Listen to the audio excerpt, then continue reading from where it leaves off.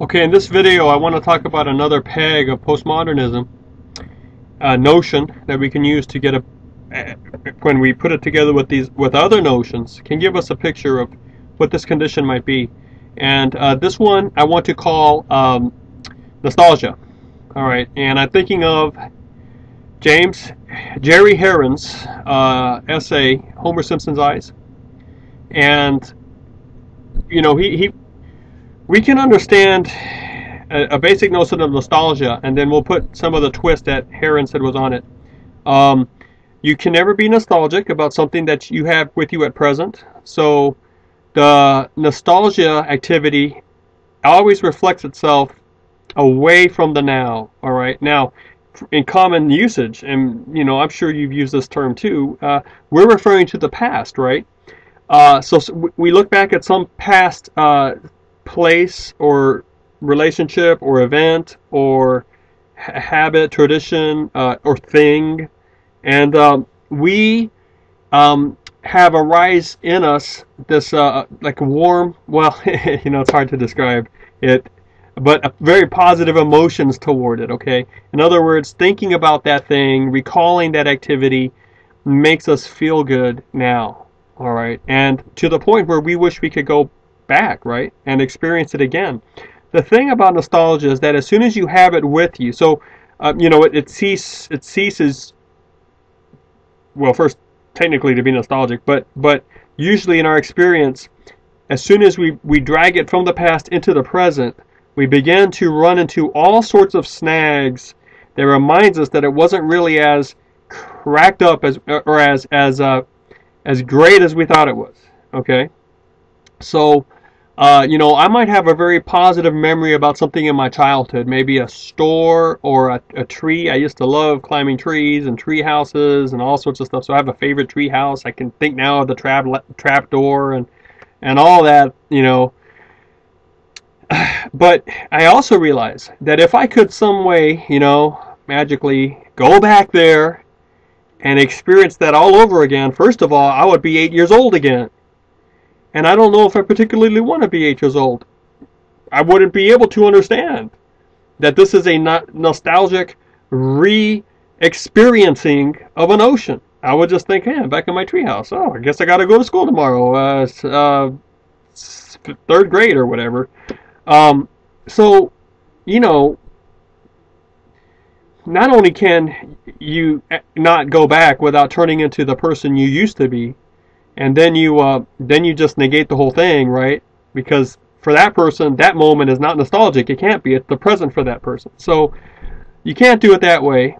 Let's just again say that you could go back as an adult and experience, but then you realize, well, you know, that climbing that tree was hard, or there were spiders up there, or you know, I remember one time sticking my hand through a nail that was up there, and that certainly, I don't want to experience that again. And getting stuck and having to get someone to get me off the tree, I remember that. I don't want that again, because that actually really hurt. And so, you know, if I were to actually go back as an adult and experience that thing I'm nostalgic for, I strongly suspect I'm going to run into all sorts of elements that are there, that were there, and when it was historically the present, that you know, just aren't all that pleasant. All right, so the thing about nostalgia, excuse me, is that it has to be an imaginary collection of a collection of memories. Okay, so it has to be in your imagination, but that has been polished and revised and carefully beautified, so that those things of that experience that are unpleasant to recall or experience have been dropped away by your memory. So it's sort of a selective recall here, and it's done so that the best of those experiences remain in our memory, and usually the mundane or the trivial or the frustrating have been dropped out, except for the deep suffering. We remember that, and then if it's too deep, we tend to sublimate it, or you know, in terms of say James Glass's work, where he says, you know, we develop psychological fragments where we shuffle them away and sort of repress them in that way. But so we sort of all understand that if we could actually go back to experience that nostalgic notion or that moment, it probably wouldn't be the same. It's something that we want to engage in right now. It as an act of memory. That's what it is. And it helps when we can articulate this to someone else who values it as a meaningful discourse. So thus, in family reunions, these come out a lot. Stories from our past. Usually the best stories. The ones that make us laugh. That's nostalgia, okay? However, you should realize that it's a selective collage of memories that has to remain in the imaginary. It cannot be ever really truly brought into the present. And usually we associate it with the past, but you realize then that the very same term can apply to the future. In the sense of, you can anticipate the future by patching together and scenes you anticipate to materialize, and you patch them together the best way, and that serves to comfort you now. But it has to remain in the future, because you realize as soon as you begin to experience that thing, the actual other parts of it force themselves upon you, and you may not begin to enjoy it so much anymore, right? So, think of the college experience. A junior or a senior in high school tends to,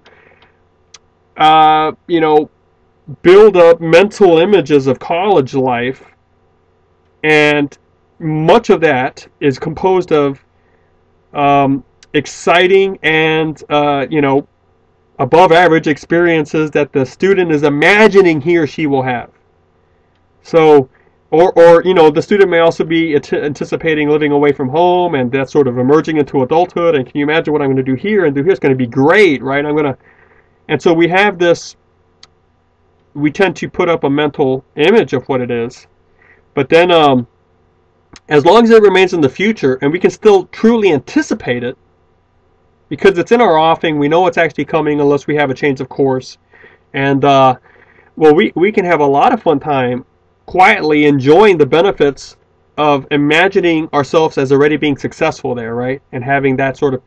But as soon as you start in, you're like, oh, wow, this is... And many students run into that wall where what they thought it would be like does not actually match up what it is like. And it's discouraging and frustrating. All right, so that's when nostalgia turns into the messy present, and it has a future aspect to it. So for postmodernism, then, nostalgia would be any act that you derive personal and psychological comfort from as you play around in the imaginary of that act. And you can revisit the past, or you can project yourself into the future and be that better person, that better looking person, that more skillful person, as you just sit and fantasize. So the act of fantasy is also nostalgia, all right? Now, you can, because of, again, the screen and the digital tools we have available to us, we can become nostalgic then over our projection in a second life or an ulterior reality simulation, like some of the games that people play online where they actually become a different person and have a different path of life and a different activity. That really, again, in essence, is nostalgia. So I think Jerry Heron was correct in saying that the act of being hyper about being nostalgic is a postmodern problem. We like it too much. We've learned how to project it in the future, and we've learned how to turn it into digital imagery. So we can really get this thing going for us, okay, in ways that it provides psychological comfort, or it in ways that it creates origins of psychological comfort that never should have been there in the first place for a or that haven't ever been that way in times past, because the proper mechanisms and attitudes weren't set in place correctly for that.